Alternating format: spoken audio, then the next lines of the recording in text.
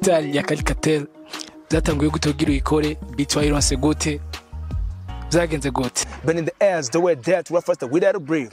Burning the earth, nobody safe, the reason that nobody wanna be. For burning the fight till day, retire, will never ever stop or bring it the heat. Shout out to Vince by the words big, I mean, say, let me hurry up and then show the world what I can. The rooster can lay eggs, but the hand can't. That's question up days when niggas get pregnant. GQ nigga. Beat uko bayitanze, bayipostinze kuri YouTube uko imeze. Niko nayitoye yose kujya nyene. Ndayiririmba yose nta mwanya numwe nigeze nsiga. Maybe ashaka gusanga beat yaciye imperana.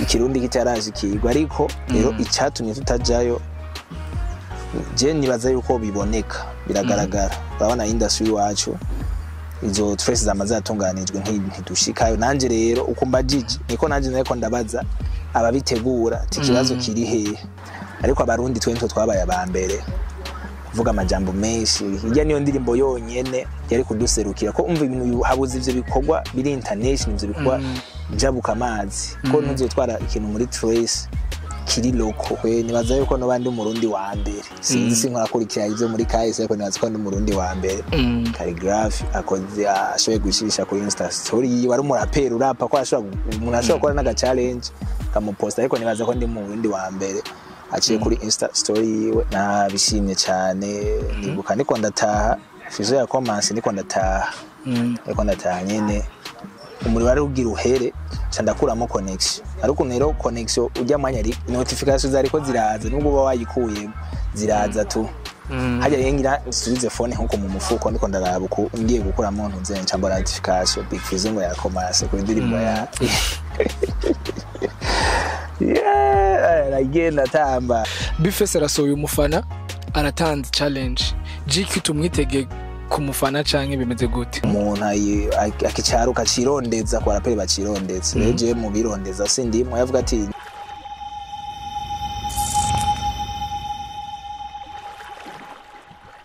hello everybody, what's popping out today? Agobody ne Metro Mre Mombos Camera Fan Boni bi ayubwira kandi uri mushashe genda kuri YouTube channel shigire subscribe gende Facebook, Instagram, TikTok, host ruhari Twitter canke X wandike BITV uraza kwadusanga hamudu following ubana dukurikirana tuguha ibintu bisa neza ndabibutsa kandi ko dufise services zitandukanye muri BITV turafise BI production turafise photography videography graphic design ndetse n'ibindi byinshi abantu bafise imanza zigiba zigiye zitandukanye barahawe ikazi tubaha ibintu bifise quality ya mariage ama diplome ndetse n'ibindi byinshi turatanga quality imeze neza aba kuri kote ya photo cyangwa kuri kote ya video umutumire mwe ko muramubona kuri kamera zacu za BITV sijya mbere kandi sinijya kabiri kandi sinijya nyuma numuraperi his name is GQ nigga reka ndamuramutse nawe aramutse amatubandanye let's go bro what's popping yes sir your boy GQ nigga with the rap state gang yeah you are not rocking with a bass rapper from Bujumbura sick yes sir ndabaramukije abakunzi ba BI izere ko mumeze neza amanyene ko musanze mubizi namuraperi wanyu the international boy GQ nigga with the rap state yes sir aka the baby god yes sir the baby god as you can see I'm wearing the Anas Jays yes sir of the baby goat yes sir this guy ari queen the level ibintu turiko turabona kuri YouTube kuri Instagram TikTok ko umuntu agenda mukurikirana ko agenda abona ibintu birenze aherutse kuduha freestyle Kalikatel ndabatumirira abakuzi bariko badukurikirana mugende kurira kuri YouTube channel yiwe ni GQ kuri YouTube channel yiwe mwandike freestyle Kalikatel muca muyibona mumviriza imicano irenze niyo tugomba tugaruke ko gatoyi n'izindi turazigaruka ko twameruka kera ariko niyo tugomba tugaruke ko GQ yes sir freestyle ya Kalikatel zatanguye gutogira uyikore beat wayironse gute zagenze gute tugire ku muriri kuva ku ntango gushika kubereza ingene byagenze yeah first of all the thing is Kalikatel 5 freestyle yeah I'm joking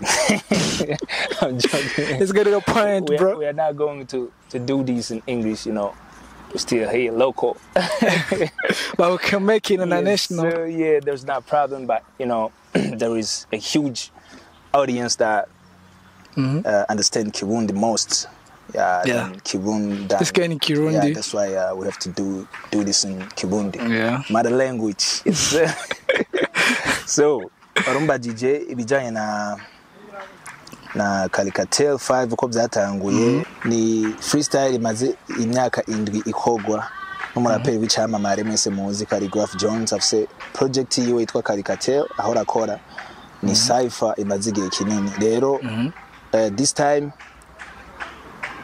freestyle ya gatanu muri izo Calicatel yasohotse muri kino gihe nyene hama maze gusohoka iraja out nyene ndayiraba ndayifeelinga mba nta byinshi tuse twobivuga ko wajya type nyene murazi ko bakora rap nyene birenze rero nje nararavye kwanza nta cyumviro nari mfise na kimwe cyo kuyikora cina iravye nyene da vibing nkuko bisanzwe numviriza indi muziki ya rap hama ndipoera rero niko ndakurikirana nyine amarezo social mbona kuri Instagram Khaligraph Jones ya postinze Vince on the beat ujya yakoze ijya beat ariko arerekana ukuntu yayikoze yaramuposting kamacha shira ku caption yandika ati ngo yo beat nakuraba iposting kugira ngo turabe umuraperi babandi baraperi bumva yuko bokora neza gusumba uko twe twakoze bayikorereko nubundi I wasn't interested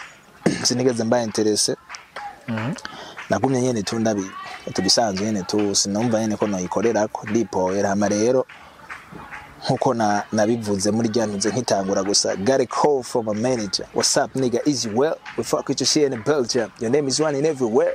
We waited for you Mr. Messenger to do some Calicatel. Say less my manager, just say hello to Adele. Rero uko byagenze uko yene nabivuze umubosi wanje yaragize nabonye andiyeminga andikira beat tirabigira ico koze navuganye n'ujya mu producer yakoze ijya beat rero ugira ikintu ukoze bavuze ko mu Burundi atabaraperi bahari ati nako ndavuga nawe ati ko mudashiramo abarundi ti nta barundi tuzi nyene bakora rap ikibintu nk'ivyo rero acaraga ati turafise umuntu nizira ashobora kubikora neza ati then rero muhe beat atwemetse ko guca yindungikira hama nari muri struggle ibintu byinshi rero sinari nyene numva umengo nyene sindi muri mood ariko kintu nyene urumva ari utegezwa gukora nageze hano ndibuka ati none kujyana nita the game changer none bisigura iki foko ndarihagararira iryo zina ngoca mfata icemezo gati ndayikore serukire nanje Burundi ori kintu eje n'umuntu wo hanze ashobora kumviriza akavuga ati mu Burundi kumbe hari abantu bafise imana yo gukora rap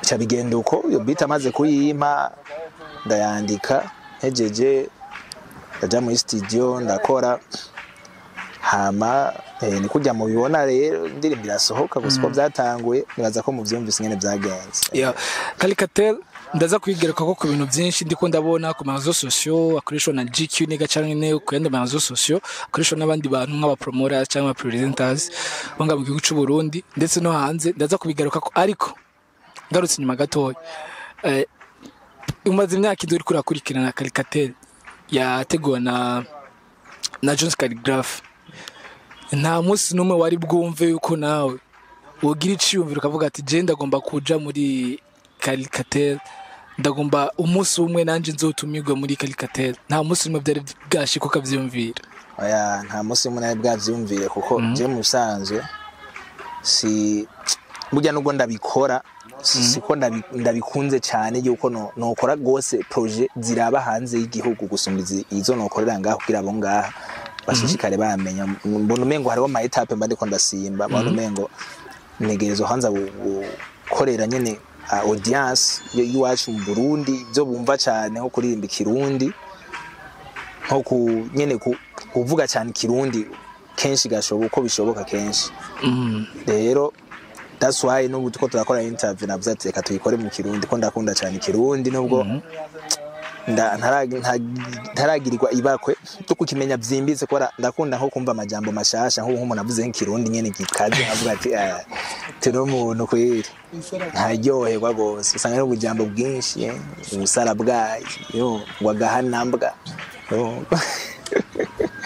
ibintu nkize birandyohera sana usanga nyene bazana utuntu tutujambo nyene twikirundi twandyohera rero ndakunda yuko ndafise indoto yuko kwanza nkokora cyane nkokora indirimbo kenshi cyane ziraba hanze nta kintu na kimwe cyo hanze kenshi nigera niyumvira gukora ko cyane iyo bishitse urumva nkaho ko ari wambwiye cyane kora kino gikorwa cyandagikora ko si byari biri muri je ngo ndagikore rero hanini sinzi ukuntu ngiye kubigenza kubera kuva caricature isohotse ndamaze kuronka abantu benshi biyabona kuri channel yiwanje bava muri Tanzania no muri Kenya ico kirundi usanga ataco bumva rero abo bose kuva yari yabonye yafashe umwanya wa kiyabona nuko yanyizeye yumvise ko hari ico nshoboye akeneye kuzarumbiriza kenshi nanje hanini nashaka yuko kwanza no focusinga ivyo hanze ngaha namaze kubona yuko namaze gukora ibitari bike nambonetse mu biteramo byinshi bitandukanye collabos nyinshi zitandukanye bikorwa byinshi bikorwa ngaha mu gihugu byo mvuga ati ubu rero ndashobora kubalansa hose nkakorera ariko sinigeze niyumvira kuja muri caricature gutumirwa cyane kuyikora nubwo muri zo zindi nta mabiti batanga ariko batanze beat kuri yigira gatanu batanze beat rero barayindungikira cyane umva no ikora ambye ati yikore cyanda yikora ariko hanini je kweri nkeneye yuko menyekana kwanza mu gihugu gusumba ko namenyekana hanze ntabwo murakotse turacari kuri caricature ni byinshi nza kuyivuga ko indirimbo ni byinshi nza kukubaza ko ariko yana Messi uri umuririmbyi umuraperi bari batugiriye akantu gato uyu mugabo ntibikwiriye as a rapper ashobora kutugirira ikintu chigi freestyle kuri caricature ariko reka dore kuri caricature ndagufise nk'umuraperi kandi turagomba kukumva live rero reka dore kuri caricature ibindi biraza kuza nyuma. Let's go bro. Yo, get a call from my manager. What's up, nigga? Is you well? We fuck with your shit in Belgium. Your name is running everywhere. We're waiting for you, Mr. Messenger, to do some caricature. Say less, my manager. Just say hello to Adele. I had this beat for the first time. My brain started getting horny. Ready to fuck the rap scene. Let us call me Mr. Joni. Shout out the OG calligraph to inspire my journey. And for those who doubted me, let me just give them warning. I ain't just a normal rap star. I'm a motherfucking avatar. I can better the water as in the fire and real life in every character. Bending the waters, the way I get us, spit lyrics on the beat. Bending the airs, the way death, rough faster without a breathe. Bending the earth, nobody safe. The reason that nobody wanna be for bending the fight till day I retire. Will never ever stop or bring it the heat. Shout out to Vince by the words big. I mean, say let me hurry up and then show the world what I can. The words I can let X by the hand can't. That's question of days when niggas get pregnant. GQ nigga. In the rusted gang. Yeah, guys. This is GQ nigga. Muriko muramwumva muri caricature. Bazutumira abantu bayikurikirane kwanza. Ya tumenya yuko abantu bayikurikirana kuri YouTube yanje ni GQ 257 caricature 5 freestyle by GQ. Yep. Yes sir, thanks. Indirimbo narayikurikiranye caricature yayo aba Jones Calligraph irimo baraperi benshi. I session ya gatanu narayikurikiranye harimo abatanzania harimo abagande n'abakenya. Nk'akarorero mfatiye ku Muganda yararafye mu Congereza arapa mu Giswahili arapa no mu Kiganda. Mugabo twumvirije caricature ya GQ ni Congereza ni Giswahili gusa nta kirundi yashizemo. Mbega biba biri ngombwa yuko umuntu aronse project yo hanze avuga muri ziga ndimi zo hanze adashobora gushiramo ikirundi. Kibazo ciza murakoze.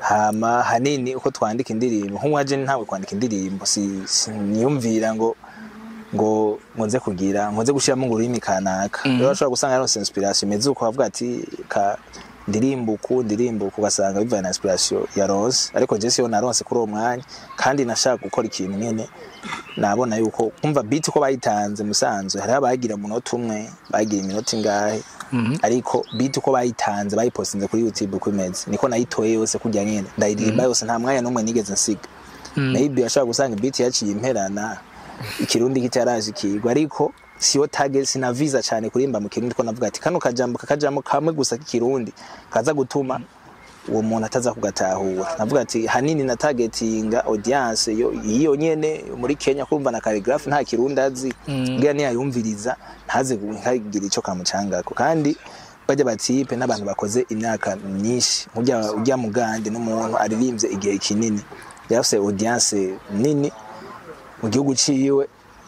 Urumva arinzemo n'ikiganda urumva nabari mu gihugu ciwe baca biyumva ko bari present ariko mu zindi ndirimbo byose bivanye na sinovuga ko nzoza ndakora gusa ngo indirimbo mwana seshiremo kirundi ko ndazifise already ndafise indirimbo zikoze project zitagetinga ngaha ariko harimo n'ikirundi ariko nyine umva byose bivana inspiration ari gihe wumva umengo woshiramo ikirundi n'igihe usanga utaciyumviriye kugasanga nyene ugumye wandika muri zizindi ndimi ariko bitavuze yuko nta repeko n'indirimbo ikirahera ndavuga yuko you are now rocking with a bass rapper from Bujumbura rero nubwo ntuvuga ikirundi mugabo kumva ho wumva ko ari Bujumbura ari mu Burundi mba namaze kurepresenta hood yose kabisa yego. Yeah. GQ niga indirimbo iri mu Congereza iri no mu Giswahili gusa kandi Congereza nico ari cinshi gusumba Igiswahili. Ndagomba kumenya indirimbo gutwaye umwanya ungana guti kuyandika. Indirimbo rero burya kenshi je nkunda kubanza kwegeranya ivyiyumviro vy'ivyo shaka kuvuga.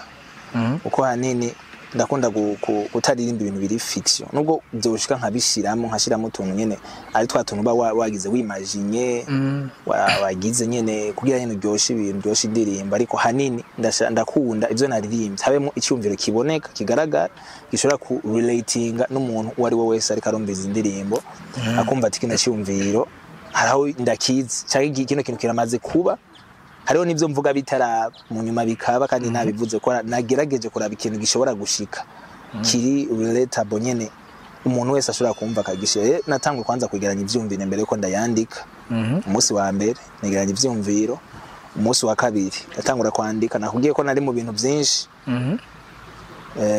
ntashimye kuvuga mugabo nari mu bindi bintu bitanyorohereza yuko ushobora kugira kuronka umwanya ukwiye wo kwandika ariko nuvuga yuko byose ndabishize hamwe umwanya kwegeranya ivyumviro umwanya wo kwandika umwanya wo gukosora yabaye imisi 3 yego.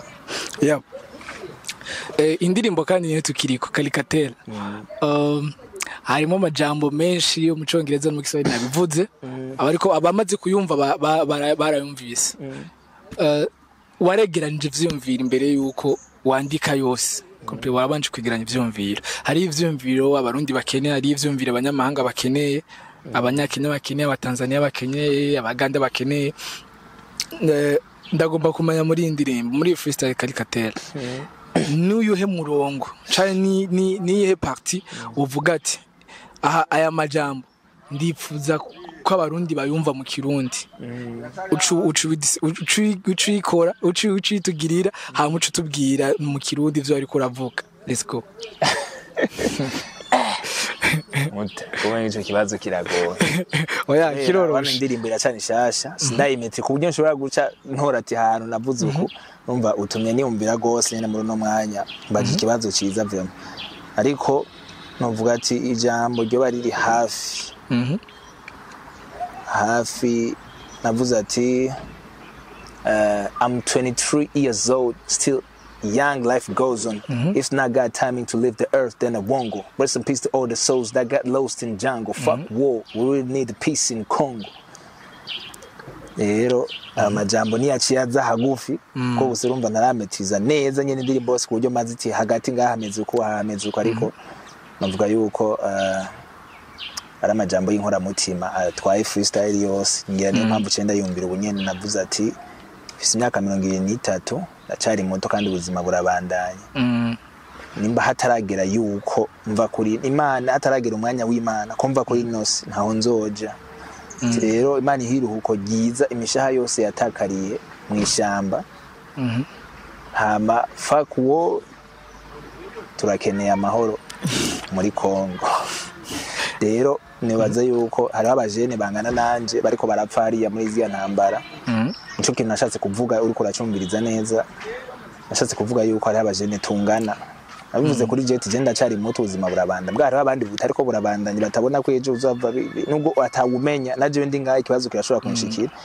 ntawe bidashikira ibibazo ariko numva nipfuza gose yuko twese tworonka amahoro mu karere nibwo butuma numva novuga yuko hanini bitwaye rya ndirimbo yose novuga ko ari umurongo novuga ufise icyo uvuze usiguye cyane yuko twese turafise twese turakeneye amahigwe yo kubaho tufise indoto nyinshi arabajene benshi hari abafise indoto nyinshi zo gushika ko rero hari intambara ntako nakemwe gishobora gushika cyane twese ngaha ivyo twiyumvira indoto dufise ivyo twifuza gushikako ntidushobora kubishika ko ata mahoro ahari that's why ivuga yuko vrema intambara nimbi, fuck war.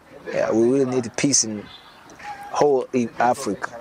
Yeah. Not just in Congo, but in whole Africa. Yeah, thanks. Utubwiye ko ego nivyo indirimbo ya Charlie Shashi ndabitahura ntuburametiriza kandi watubwiye wari mu bintu byinshi byagutwaye umwanya mugaje ndashobora kukwibutsa ngerageje kugereranya na situation yo muri Trace Awards ahantu utangura uvuga hey promoters, what's the matter? And tweet not famous, get your shit together, you can do it better, make a part of your elders. See, there is a thing I wanna do as soon as I get a chance to meet the CEO and asking him face to face. Do we boom then Iris apparently got cursed, so why are we not invited to any of those damn trends? Whatever though, if in your eyes we invisible, just let it go. Wherever the fuck money is, that's where I go. Discipline like Ronaldo, this is a metaphor. Busy doing my stuff like the video, I'm available. Yep. Yes, sir. Aho rero nashaka kugera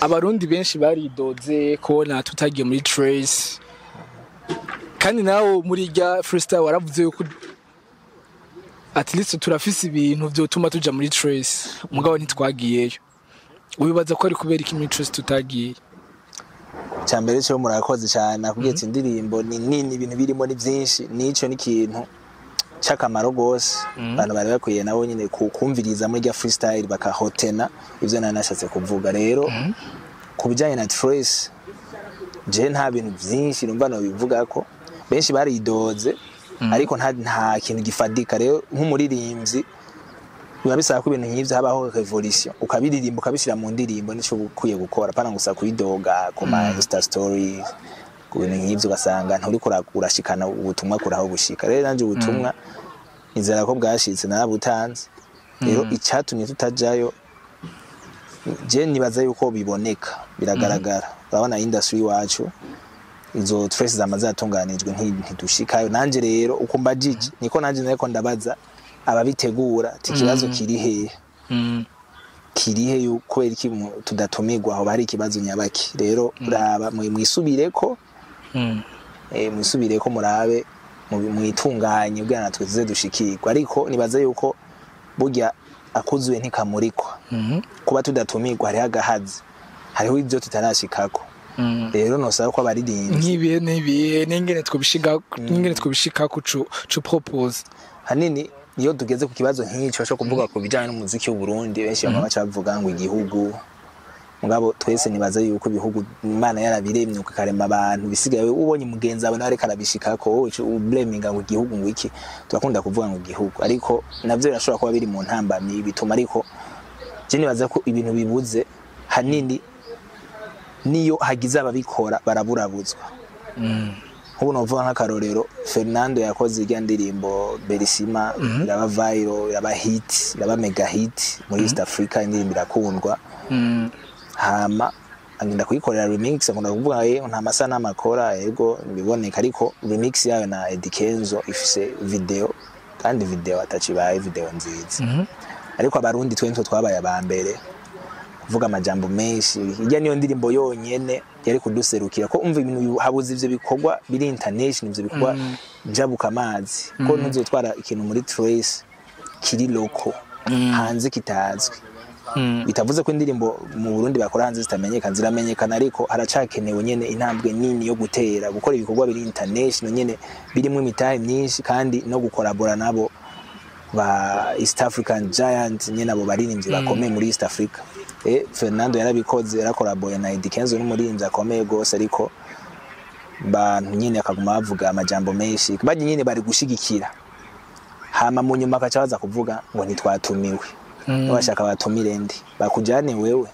wakoze iki mbwa Fernando yarakoze remix na Berisima baramuca amazi ayikoze sohose amajambo akaba menshi ngo yagiye kuri konte ngo yuwundi muntu ngo yarimbye ngo atabishaka ivyo zose simbona kibaza aho kiri byo biraba uyo muntu ku buryo yoza kuvuga amajambo meto aho kantu turagafise kandi aho kantu tukigafise twege nyine natwe tuburabuzanya hagati yacu amwacha dushaka abandi hari hanze ngo batwemere ngo badutumire ico kintu kiracagoye rero nibaza ko habuze yuko umuntu dushigikirana ibikorwa by'undi muntu tiri uraraba arano baca bitwaza ngo uyu ngo ameze uko ameze ntibijanye na kariyeri umuziki ariko arakora. Umuziki nushigikirwe, umuziki mwiza nushigikirwe, hama murabe yuko tudashika aho twifuza gushika.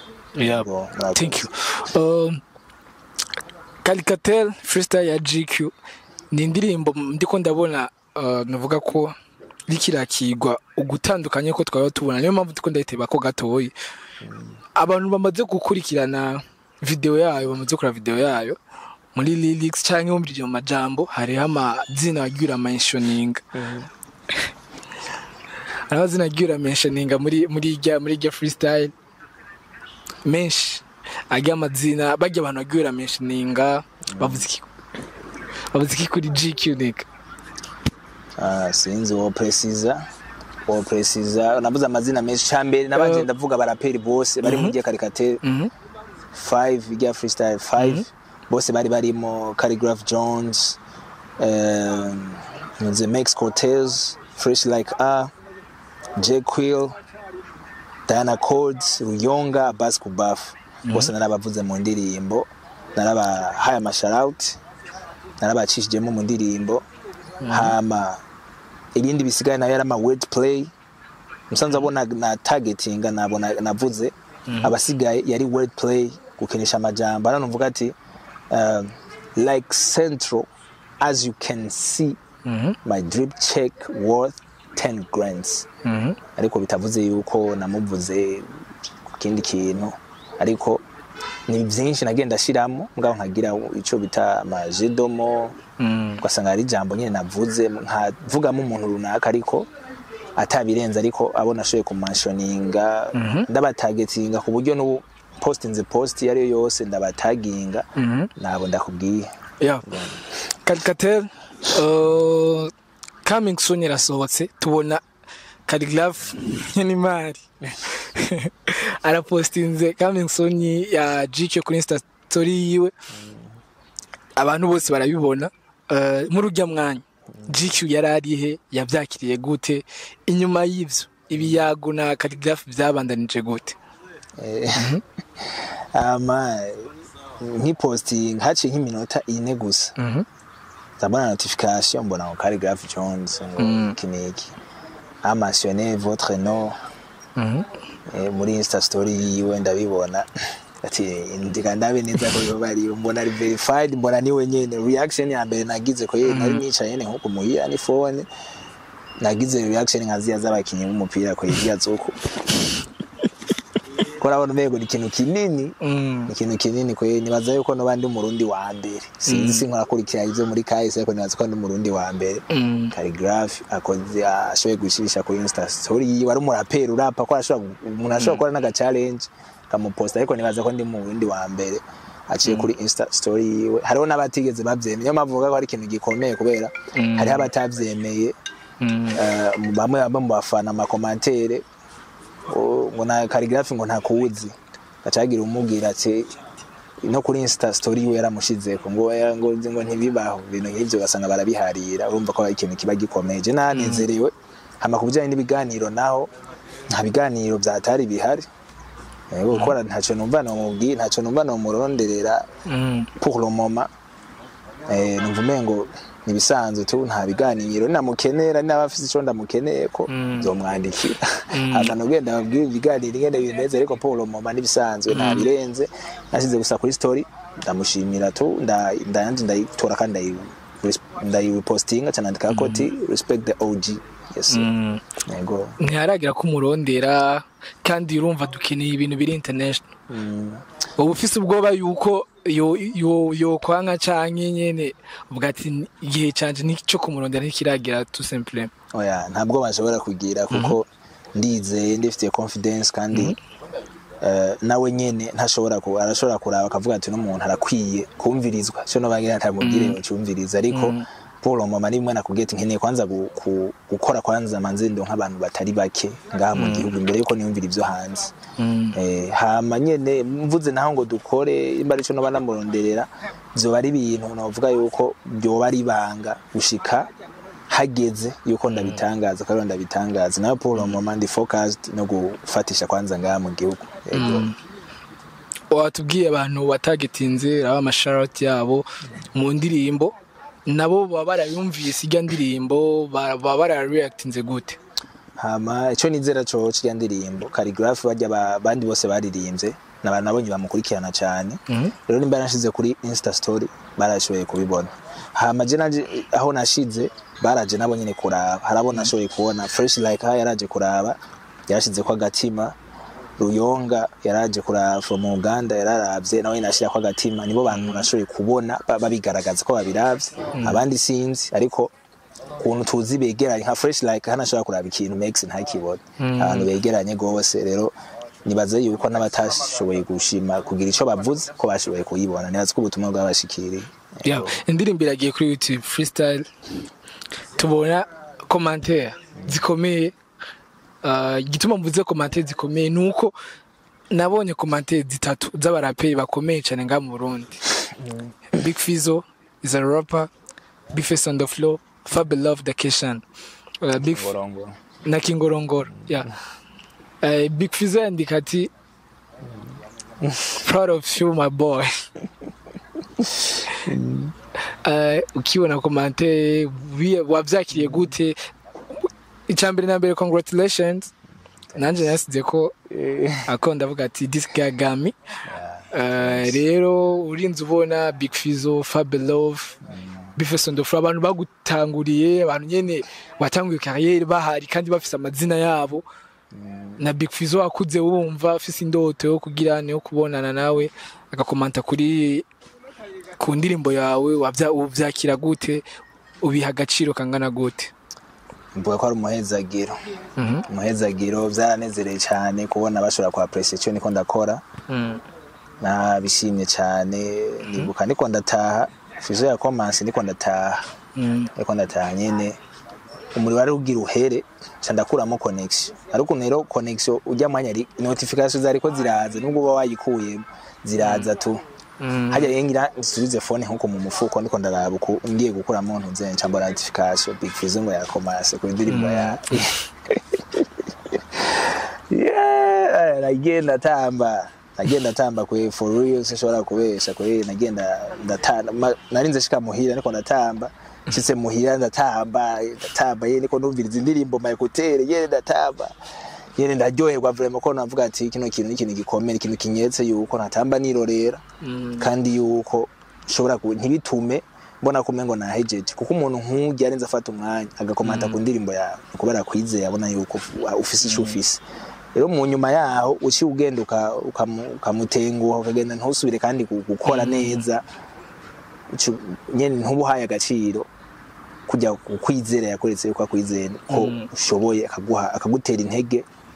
Hama abaraperi nyene bantanguriye muri game nabo nyene bakantera intege, wavuze Big Face, Fabi Love na Kingorongoro, shout out kuri bo. Haro nabandi barinzi benshi bagiye barama shout out muri commentaire bose vraiment bubahwe, je no kubashimira gusa kandi binyereka ko ntatamba nirorera bikama n'inguvu zo kubandanya nkora. Yego.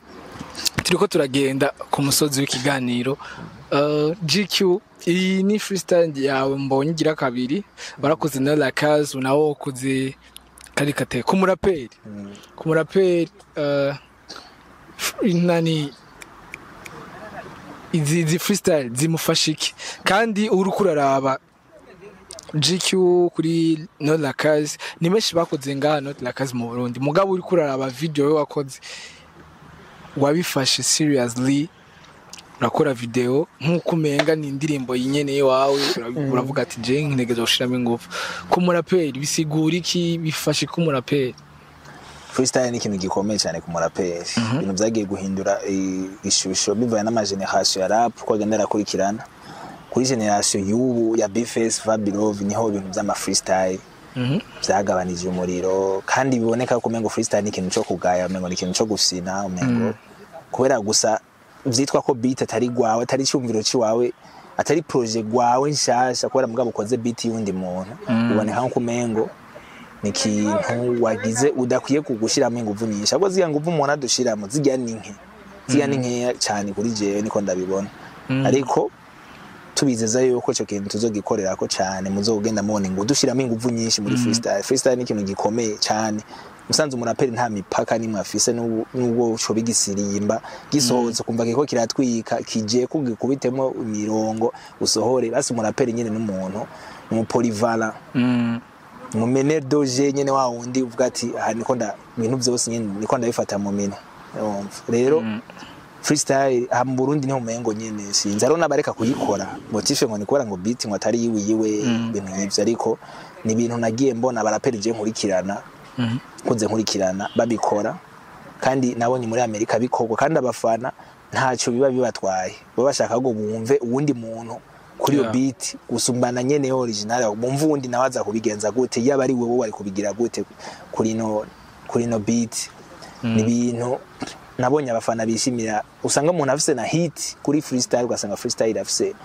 views nyinshi ariko si gukora gusa freestyle ninza abandi kwitabira challenge y'undi muntu ariko hariho no gukora freestyle yawe nk'umwe akora freestyle nkakujya calligrapher akora ziga cipher za caricature akagira urukurikirane hariho nabandi baraperi babigira muri East Africa barabikora rero nyaza yuko umunaperi tegeza kuzana igyashusho igyashusho yari yaratakaye tuyigarukane kuburyo nabazo bari nyuma yiwacu yaba bafana canka baraperi bazozi nyuma yiwacu bazobone ko gukora freestyle ikintu ciza cyane ikintu ciza kandi biranagufasha kuja kuri rya standard ujya nyeneyo ariko ko nk'ubu njya not like us ngiye nko muri show nkayi performing umuntu gusa cumva itanguye ubwo nyene hahita yiha ishusho ryuko agira aboneke Kendrick Lamar imbere yiye urumva bituma nanje ngira irindi shusho bituma ujya muntu aryoherwa ko nzanye ikintu yarasanzwe azi hama cenda kizana mu bundi buryo bw'iwanje rero novuga yuko freestyle ari ikintu ciza ukora ama freestyle ama challenge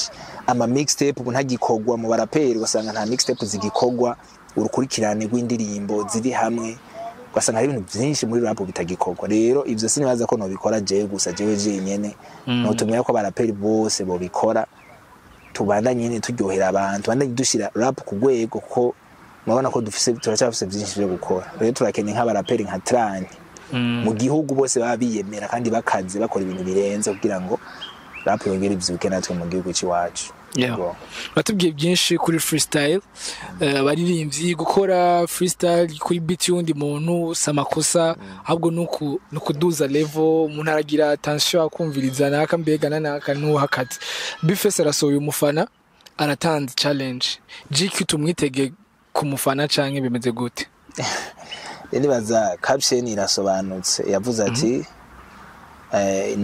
nakaryo kuba young rapper umuntu akicaruka cirondeza kwa raperi bacirondeza reje mu birondeza sindimwe yavuga ati ntuze ni freestyle nyina high challenge aho bati ndaguchallenge nze GQ cankede yaba ndimo mu ya challenge nze nari kuyitaba no yitavye ariko amaze kuvuga yuko ari abirondeza je ndi muri A list man ndi muri A list ya hip hop mu Burundi rero noba niko ndagikibanza abandi ko yavuze yuko ubuzogira ubuzoyitsinda azoshakorana nawe iyo opportunity hariho abantu bakicaruka vraiment bayikeneye kandi bariko barazikora ku bwinshi kandi kiya n'ikintu ciza nibaza yuko abaraperi nyene benshi boza baragikora nk'ukoze indirimbo hakaryo na wa mupeti umaze kugira aho wishikanye hakaryo wa mupeti ari home yifuza nawe gutera imbere atabona ukuntu ashobora kubigenza tanga karyo ufise opportunity ufise ububasha bwo kumuha iyo opportunity ayikorereko hama tubandanye tuduzanya kugira ngo nyine rap yiwacu imbere izo bifise akazoza keza GQ mu kurangiza ndagomba tugirire ikintu ufise imistari myinshi wanditse mu ndirimbo zawe ndagomba tugirire ugereranije ufise indirimbo hejuru murabaza sinzi n'izindi ugigweko tugirire kugira turangize fresh kuri vibes ibisatsi let's go ntigiye muri game sanga rap iri hasi sanga kibuga cifatiwe na Fabrice hamwe na Boniface hama cintori kram hamwe n'urukaratasi ntangura kwandika no kurapa ndabe nanje ko nore nyifasi misteri wanje sikibazo rap nk'amazindire jide zo murabana batoya ntimuzi kurapa musenda barungika à la maison nimba mutanze murabaza nije bwa musore ko muri mukaza ndafise swe ndashaza akarere kose nije ndakaganza abanyita rap state wa musaza wa wundi yishikiye mu kibanza haca haba mu dimwe yakaja genda denze ndakaze nimba mutanze murabaza bano mwese muri hano utagira ikirori ni nk'igi hano beko wibanira kwisi namarira reka ngiye mutazomisha no kuragashati muta nimba bumva intuguta akazi kivuguta buke bukata kwihuta straight out of 257 figure out yourself I don't need no introduction represent my country Burundi my little half a name coming to play you better code 911 they often say that the limit is the sky.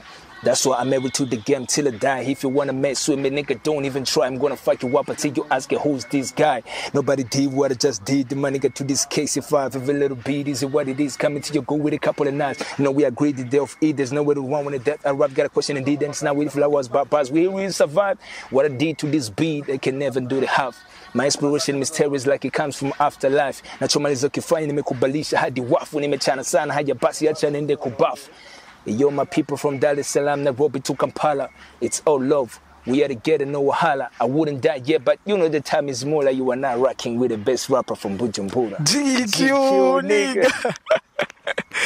GQ sasa abakunzi ba BITV tuba duheads. Abakunzi ba BITV nzari biryoshye nizere ko mwaryohewe mubandanye munshigikira izina ni GQ. Musanze benshi akunda kumbazisha ni GQ nigga, ni GQ 257 ni GQ ni musanze nitwa GQ.